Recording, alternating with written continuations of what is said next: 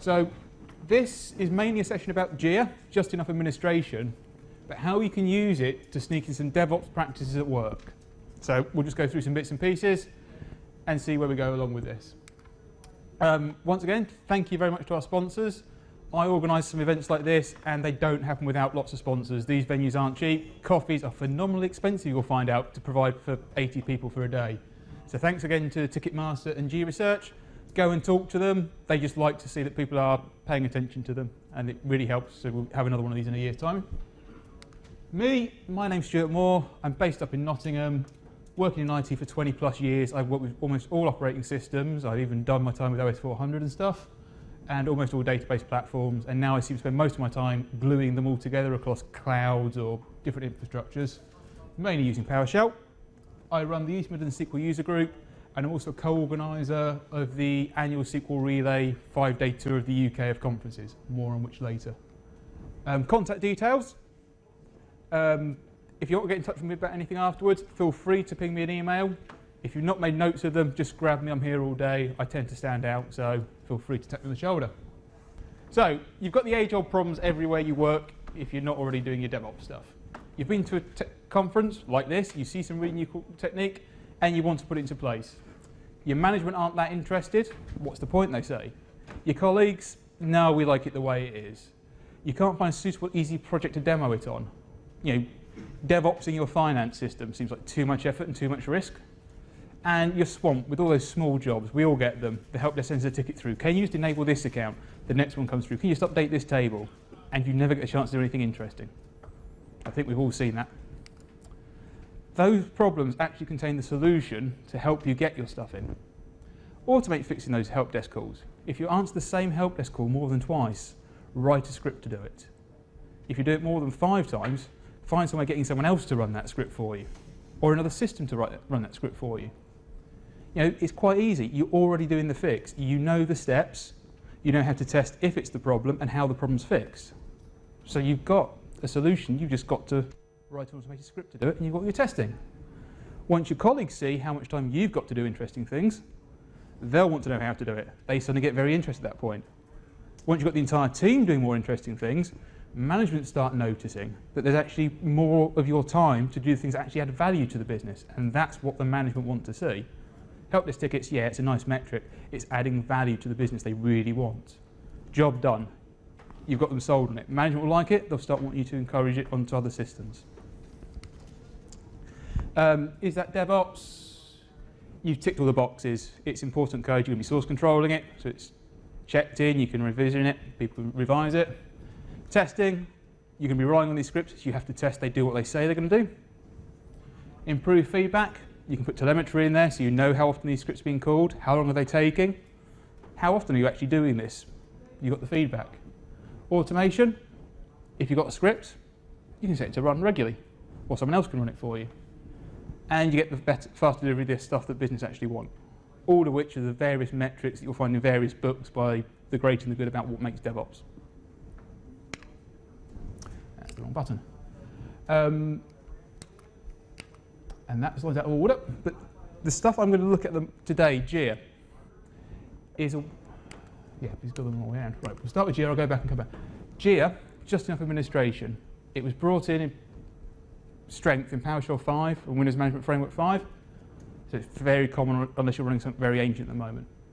It's a role-based means of granting limited access to administrative functions. So role, your user, your group permissions, and then when you connect to one of these constrained endpoints, you can then run a command with a high level of permission without ever knowing that account details.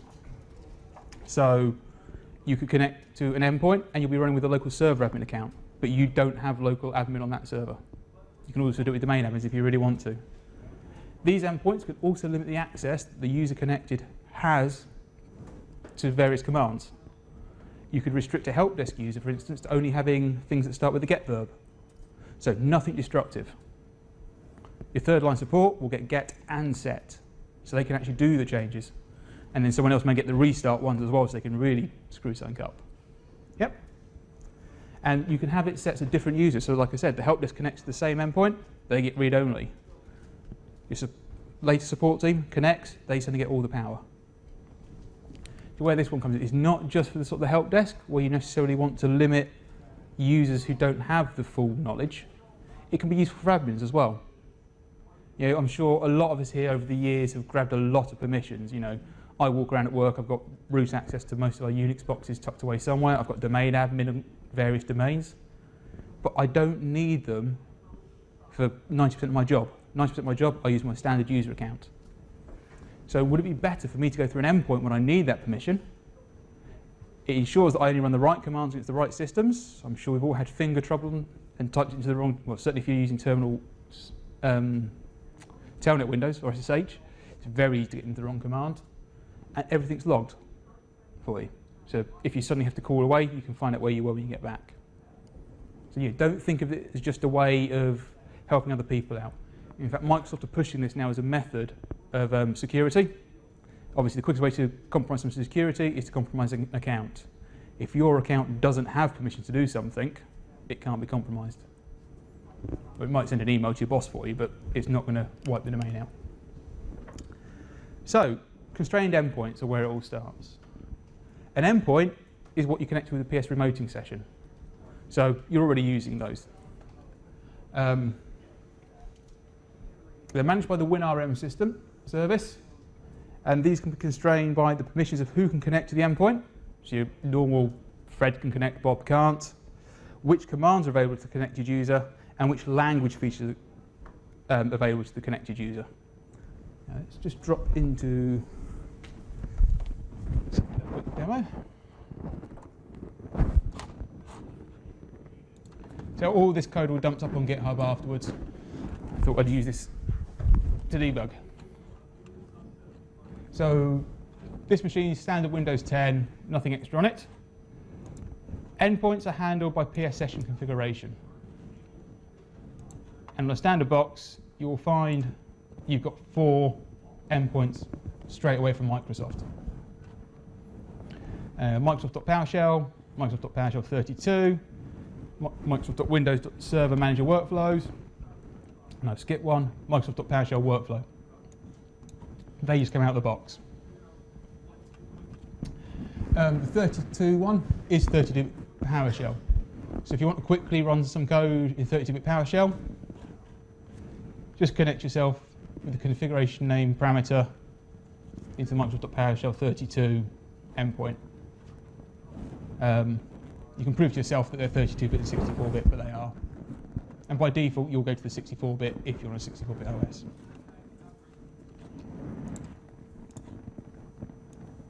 So each one of these sessions, these endpoints, is already constrained by various permissions. As you can see, you recognise the standard permissions format. So the default PowerShell, you can see built-in administrator access allowed, built-in remote management users access allowed. So that's why I'm running this. Sorry. Not very quiet. How about, it's falling around, sorry. Shall I just... I talk loud enough I don't notice when I can't hear the speakers. Good? Is that better? Right. Might when I sat down I might have knocked it. Right. So you can see you've got your normal Windows permissions.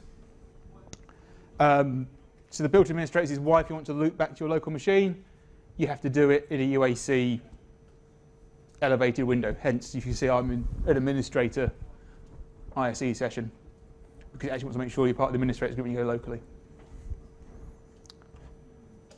So that's the first level of constraint you can have. So the next thing we can do with these is the number of commands that they offer. So all I'm going to do here is just connect to each one of the endpoints in turn, get command, and get the number of commands available to the users in that session. And I'll just do it in the session I'm running as well, just to show the differences. Just takes a second.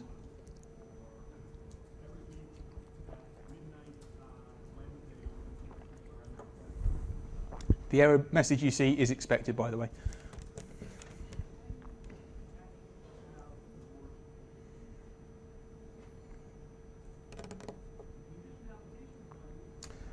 So you can see, running my normal PowerShell, I've got 8,779 command that's available. PowerShell 32, a few fewer, because it hasn't got all the nice features of PowerShell 64 and it's not got any more modules loaded. Remote PowerShell, 2 less than my normal session. That's because I've got some custom ones loaded in this profile. PowerShell workflow, we've only got 43. And the server manager workflow has politely told me to go away. So that's another type of constraint you can have. That one has a set on the language features available, and it's actually set in no language mode. It's purely designed to be used programmatically. So you as a user cannot connect to it. So you can do these programmatical endpoints as well. So if you have non-PowerShell developers, they can use this to do other work with as well, if they wanted to. I don't know very much about that. I'm aware it can be done. Possibly find a JEA expert from Microsoft to give you some hints if you want to. So if we actually try and enter an interactive session against server manager workflows, it tells you can't find measure object. This is usually a good sign that you've locked down a session too much on the language front. There are 8 commands that PowerShell deems you have to run a session. Get command, measure object, select object, sort object, clear host, and a couple of others that we'll see in a minute. So if you get one of those telling you it's not there, you've locked it down too far.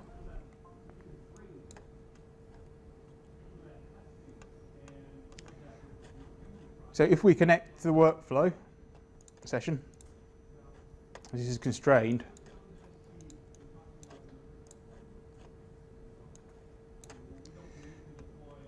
we only have 47 commands, and almost all of those to do with workflows. So there's common ones there. You've not got get item, get child item, or other ones. So you've got a restricted set of commands, but you do have the full PowerShell feature set. You have pipes and you have variables, which are things that you can also disable as well. So you can lock someone down to just running a command and not storing the variables. So you could really lock someone down with that one. You'll also notice you no longer have a file path there. You can also lock down which providers were presented to the connecting user. So you can say whether or not they have access to the file system, to the PS drive, to the registry. Any one of the providers can be disabled or added in a session.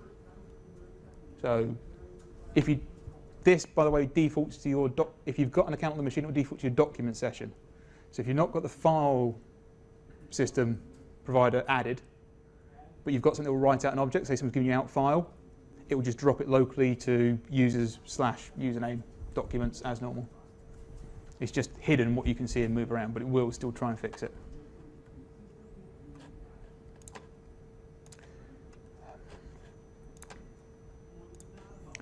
And if you want to poke around, there are lots of other variables that you can set. There is a more granular form of permissions. If you translate that back, maximum number of users you can have connected to a session, architecture, max memory per shell. I don't have that much on my laptop, so we're not going to trouble that, and various other bits and pieces.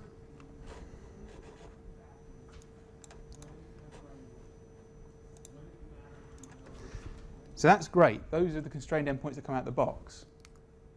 Now the good thing is they've given us the ability to create our own constrained endpoints, and it's quite a simple process. Just a couple of caveats when you do it. It needs to be in a PowerShell module structure.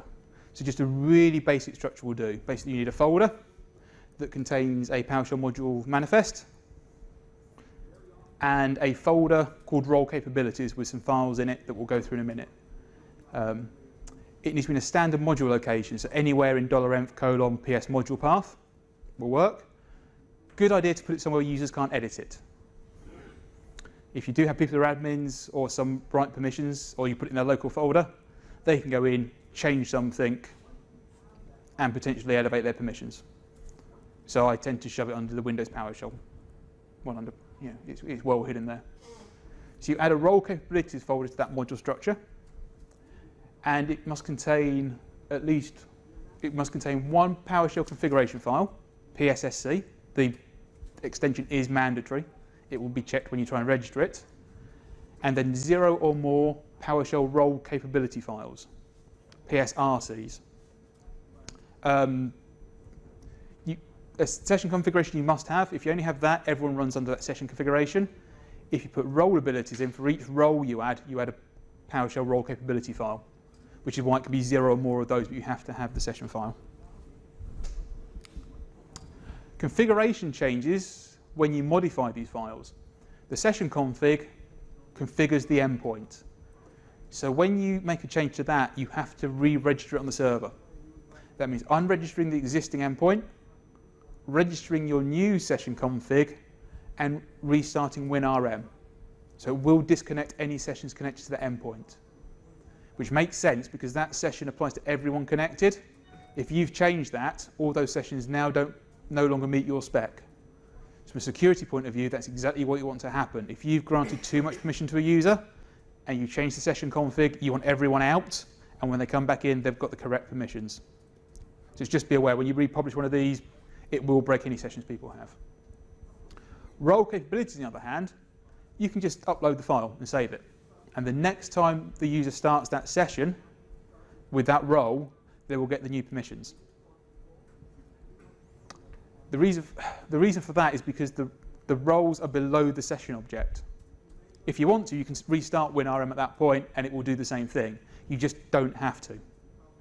I think it's good practice to restart it. But it does mean that you can quickly tweak your role without kicking everyone else off. If it's just yours you want to add some more permissions to.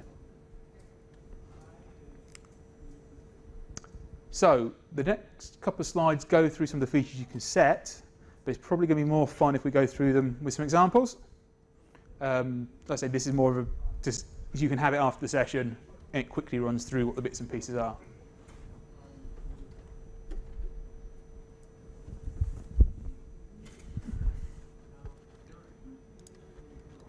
Right. So, I'm going to go through creating a simple basic endpoint. I have Windows 2016 server running in Hyper-V. It's not on the network. So with all these examples, I'm using Direct Connect. Just saves me mucking around with networking or anything on Works machine. Nothing special on that. It's out of the box. I just sat there.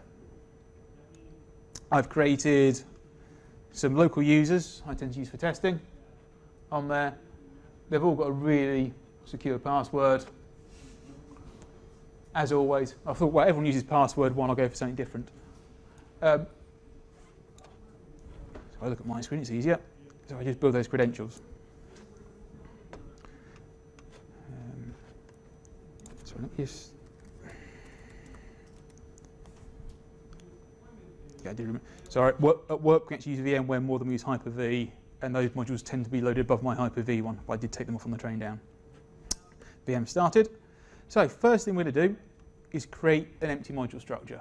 So if you've not seen it before, what I'm going to do is create the folder called JEA module, put a role capabilities directory in there, and create a really empty module manifest. That's all you need. You don't have to put all the work you'll see people put into GitHub to do this. It just wants a PSD1 file in there. And I've got an empty PSM1 file in there just because I've cut and pasted the code from another section.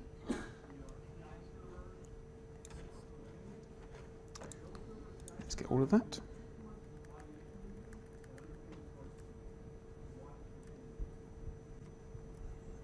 There you go, that's everything created. Now we're going to create the config files. So I'm just pushing in pars. The new PSS session configuration file, all the options we're going to modify in the file you can pass in as parameters. So if you know what you're doing, you can just splat in all the parameters and it will just build it for you. I'm here going to create the empty file and then modify it. Because quite happily, if you include the full parameter, it creates a file with examples of every option you can specify. So it's very good when you're learning this. You can see what you can do, and it can often say, oh, actually, I didn't want to put that under here. It wants to go under here because you've got an example to see. So it's a nice little sanity check. And then the role capabilities file is the same. There are all sorts of options you can add. But again, I'm just going to create the text file and we'll modify them as we go through. So let me just run that.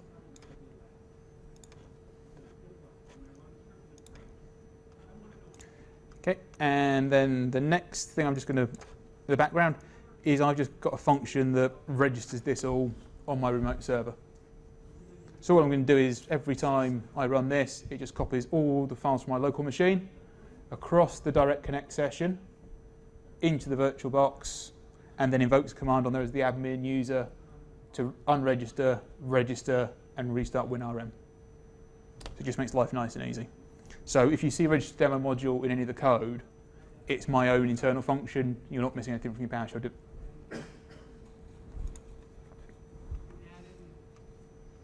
Okay, so we've now created just an empty module, an empty configuration session. So we just register that. It will throw an error because there isn't one to unregister.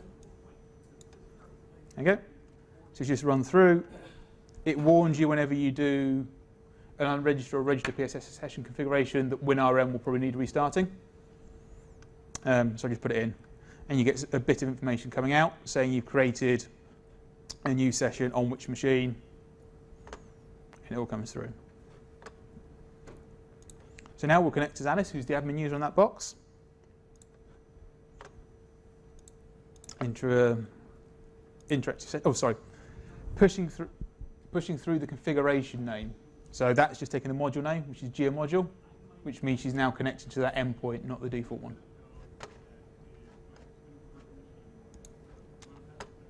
So we're connected, and if we just look at the sessions, you can see we've added a fifth one at the top, handy called JEA module. And if you look, it comes out of the box the same as all the other ones.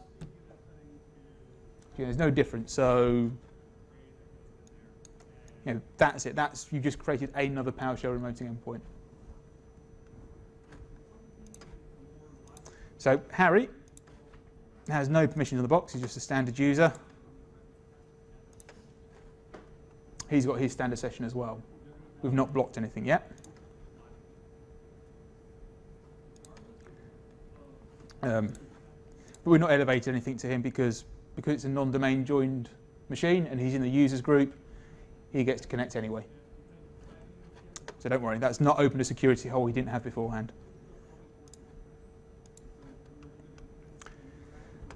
So let's start constricting what he can do. The first one we're going to do is change the session type.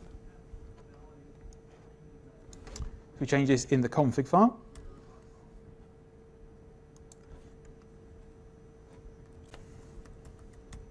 actually, if we just have a quick look through this while we're here.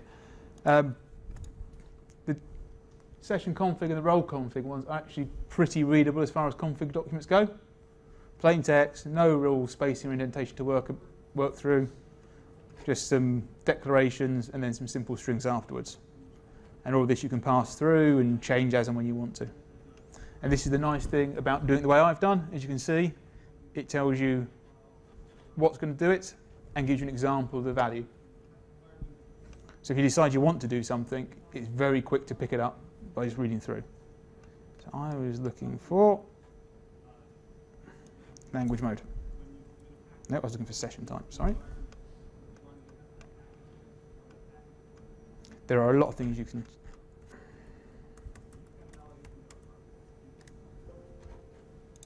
Oh, sorry.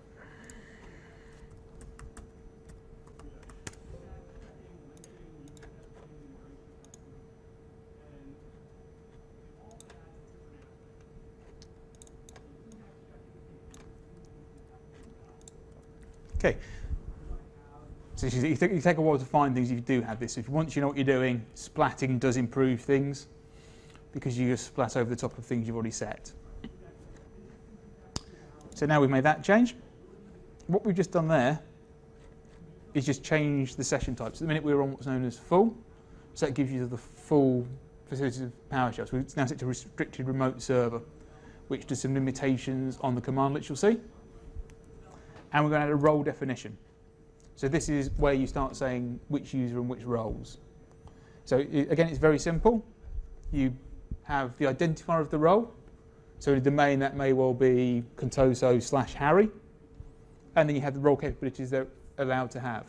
You can have more than one role capability. It will default to giving you the most access you've got. So if, for instance, someone's locked down your ability to connect to database servers, it will merge them so you can connect to the most that you can out of the two. It makes sense. It grants you all the permissions you're meant to have. So it's not as though one overrides the other. Yep. Certainly. What happens if you have limited permissions? So you have permission granted in one definition and denied in another? Everything is denied, you only grant. As far as I'm aware in the model. When you're restricted mode, you get 6 commandlets and lots of restrictions. And then someone has to go through and say, you can now have this, and you can run this bit of command with it. So it sort of starts off with the security, which is why Microsoft is pushing this. Is a good way for admins to work, because your JEA endpoint should have just the minimum amount of stuff they need. So it's not as though someone gets your password and get onto a box as RDP and do anything. They connect to the endpoint and only have enough ability to not do too much damage if you've done it properly. And you can have individual users listed in here, or you can do it via groups. And you can have multiple role capabilities within the same file. So for each role capability you add another PSRC file. So for here, I'm just creating a role capability called JEA module. So just one role capability file. One thing that's not always clear in the documentation, the name of the PSRC file is the name of the role. Yep. So if I had another role called psday, the role capability file is called psday.psrc.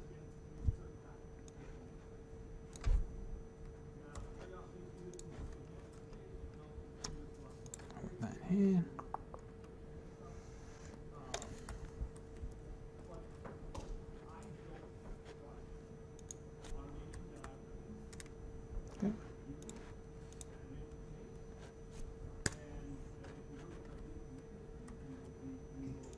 So make those 2 changes, push them across the remote server.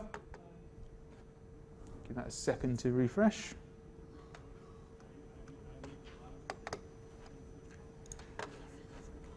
Now, first we'll try and connect with Alice. She can't connect. So the role capability can really lock people down. So this is something where you can say that while someone's got admin rights to the box, they can't necessarily access the functionality in this endpoint. As we'll see with these endpoints, you can expose scripts and modules. So there may be functionality in there that you can't run unless you're in the endpoint. So again, it's another way of splitting out permissions. It's like the age-old trick of, Windows admins, we finally stopped them getting to SQL admin by default. So it's the same sort of thing. You may have the guys looking after the box, you don't want them playing with the PowerShell stuff underneath. You can lock them out. But Harry's straight in. So we'll set it to restricted remote server, and those are the only 8 commands you get in restricted remote server by default. That is enough for PowerShell to run a viable session. Yeah, that's it. That's why if you see one of those, say, if you try and connect and it says one of those is missing, someone's doing something to stop you having an interactive session. So that usually, I think measure object is always seems to be the first one it looks for.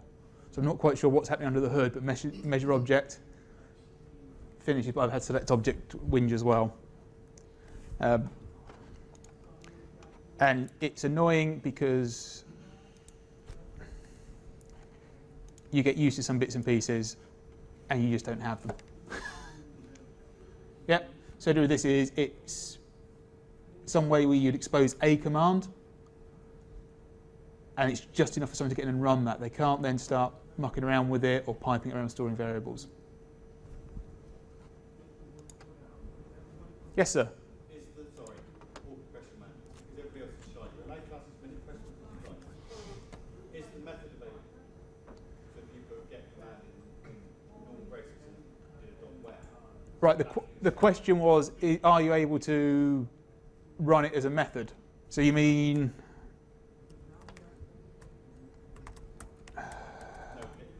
Sorry? Get command. Oh, yeah, sorry. He's like thinking while typing.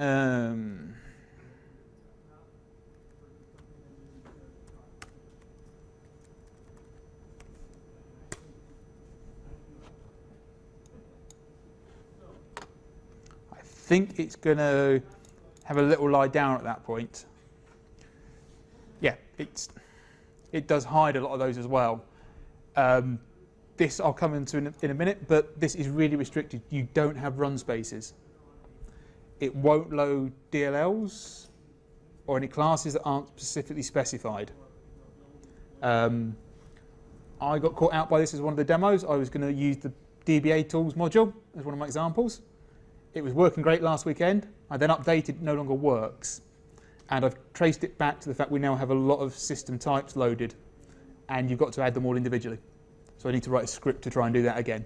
It's my fault for having a dev environment that's up to date, and then the production copy wasn't out of date and I updated the wrong one. So does that mean that if I've written my own module with a commandler and I just want to expose that one commandler, I can't actually do that because all of the commands that I've used to write that module, that commandler need to be enabled as well? Sorry, is it a... Oh, sorry, yes. The gentleman was asking if he's written his own module and he imports it, does it stop him running it if he's based it on lots of other commandlets? Are you writing pure PowerShell commandlets? Yes. Yes.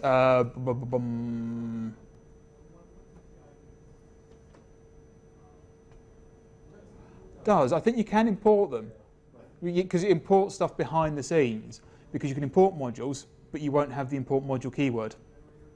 So I think, right. The problem I think with DBA tools is it's on the .NET run spaces. There's some functionality been put in there to automatically keep track of stuff under the hood that are running in the background to monitor connection speeds, and those aren't available in restricted server mode. If you go for full language mode, then it's a bit different. You do get things like run spaces, but it's inherently less secure because you can use those run spaces to do clever things that then fork out into new processes and may be able to escape the jail. So the idea of this is, for your help desk, you just want to give them the bare minimum. So it may mean a little bit of reconfiguration of some things. I found it tends to be a bit of a plug and play and see what happens and what doesn't. Yeah, I think the biggest one is if you've got DLLs or things happening under the hood with timers and stuff. 10 minutes, okay. Right. Exit the session. I'm going to kill itself. That saves me an action. Right, so what we'll just do is give Harry some commands. So we just give him some ability to get services and restart services.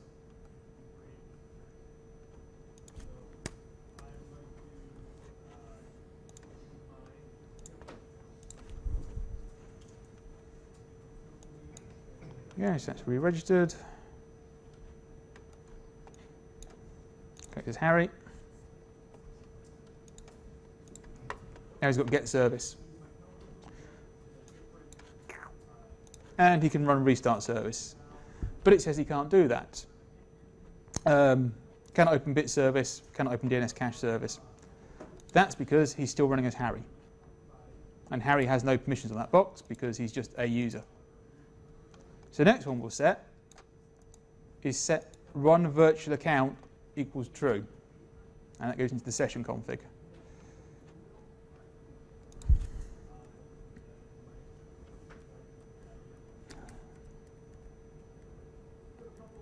Just do that because it's quicker. If I register that, while that's going, I shall talk you through it.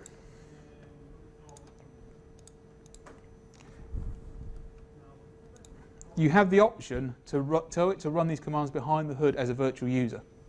On a standalone machine like this, it creates a virtual user that's a member of the local administrators group.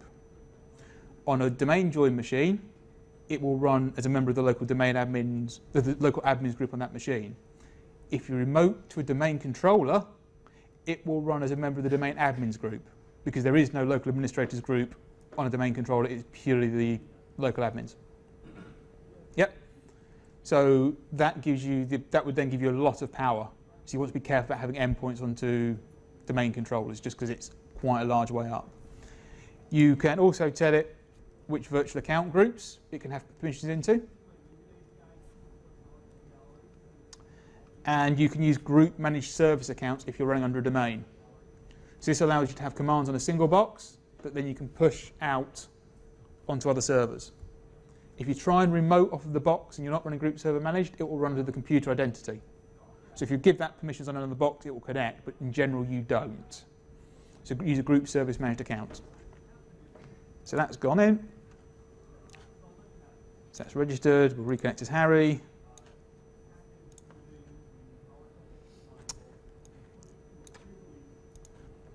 Great, he can restart services. Now, Bits only seems to exist as a demo service these days, as everyone restarts their services, but DNS cache might be a bit particular on a server.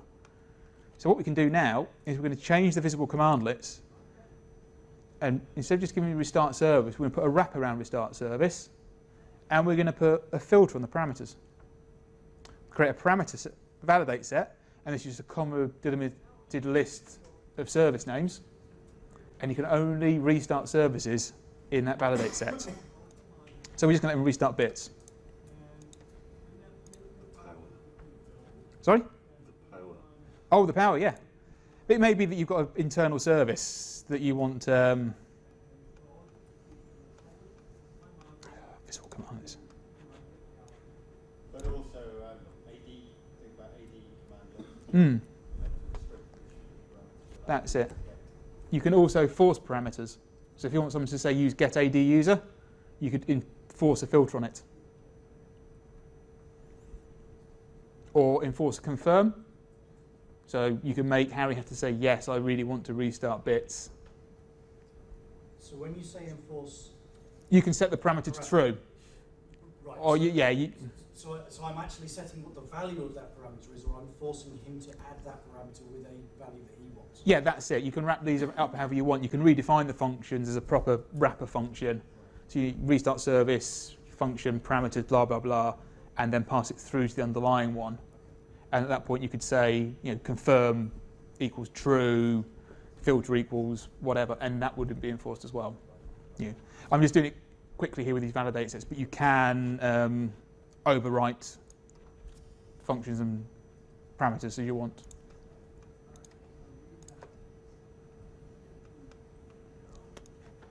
Come on.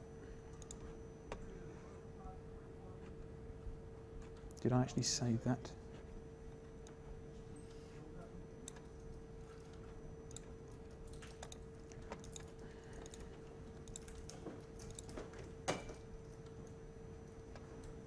That's why.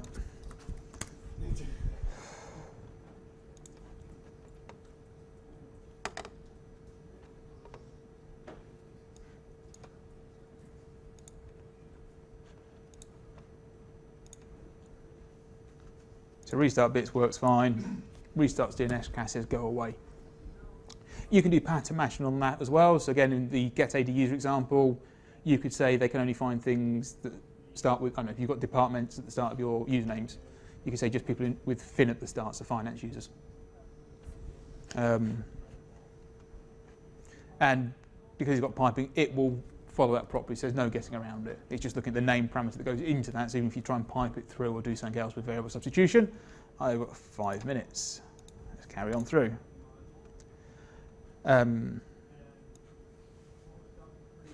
That's pulled up an older version, right? Just seeing that. So the next bit was really about adding roles for the admin user. So we're going to add another role called admin role name. It's just called admin role. Going to give that get and restart service to everything. And then add another role capability just for Alice called admin role. And then show that this gives Alice the option to do everything.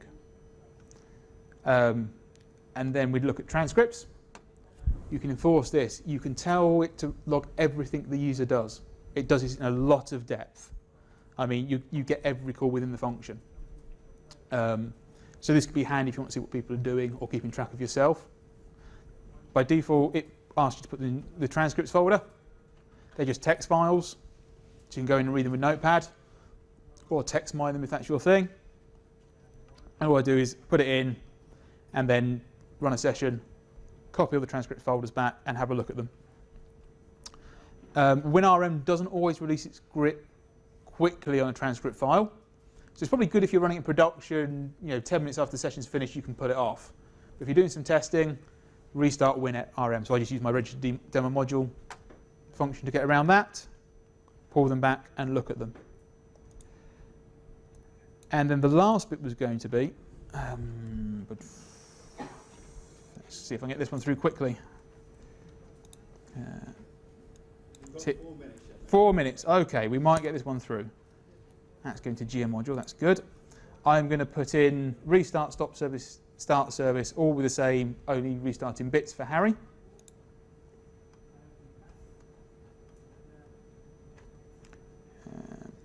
Need to register demo module.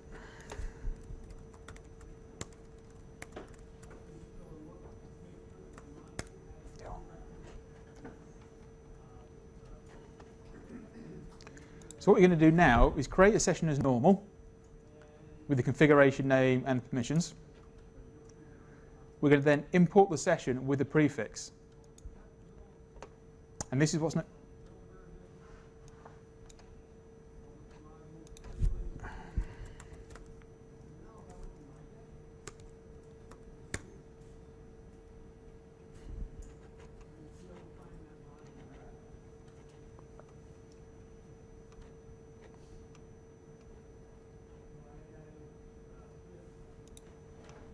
That's annoying. What can go wrong typing demo? That's it.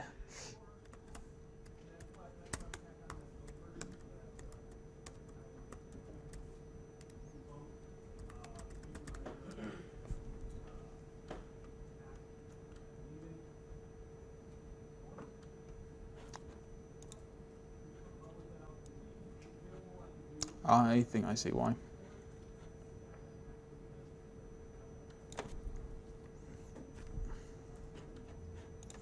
Basically, I'd added some commands twice. You're still in I am, yes.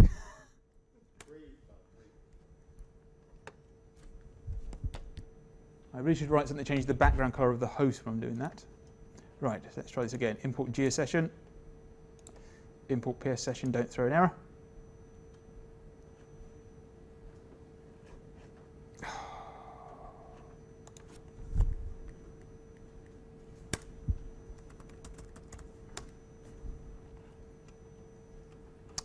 I'm not sure, it's not there.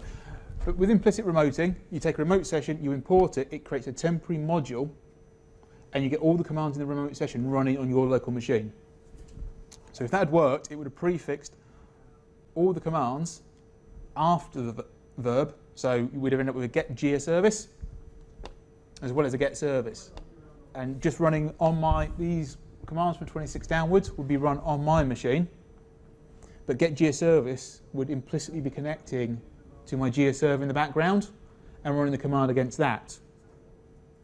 So you can set this up as a startup script and have someone go through. Some pass through credentials it's standalone, do it on someone's desktop, their credentials go through. So your help desk guy's got a load of commands called get-server service. And they just run that and it tells them whether or not the spool is running on the print server.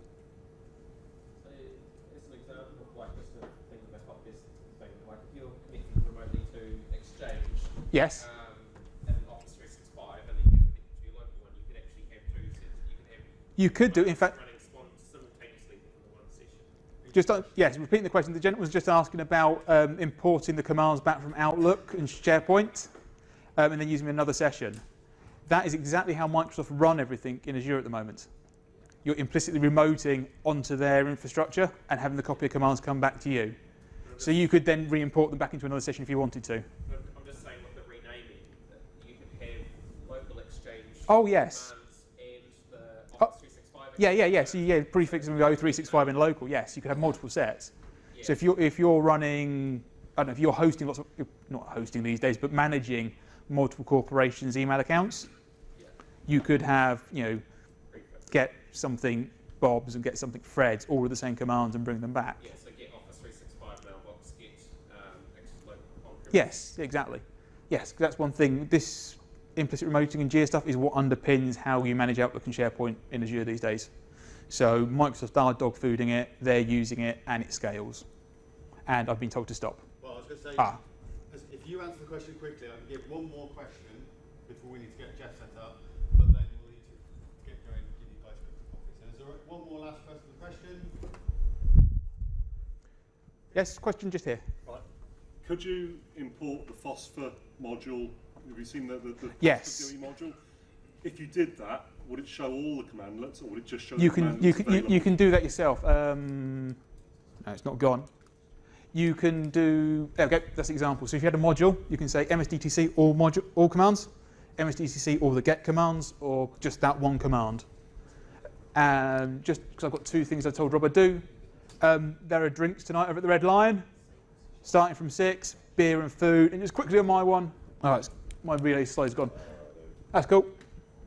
Thank you very much, Steve.